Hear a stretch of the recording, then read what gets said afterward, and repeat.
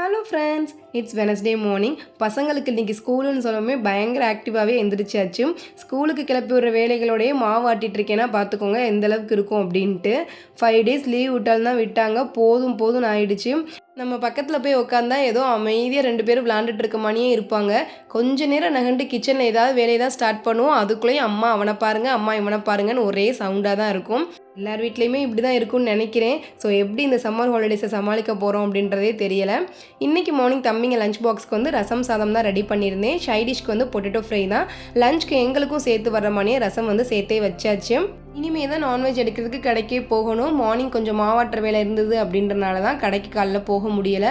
So தம்பிங்களுக்கு tiffin பாக்ஸ்லாம் back பண்ணிவிட்டு மற்ற வேலைகள்லாம் முடிச்சுட்டு தம்பிங்க கூடயே கிளம்பிட்டேன். இனி தம்பிங்களை ஸ்டாப்பில் மட்டும் இறக்கி விட்டுட்டு அப்படியே நான் கடைக்கு கிளம்பிட வேண்டியதான்.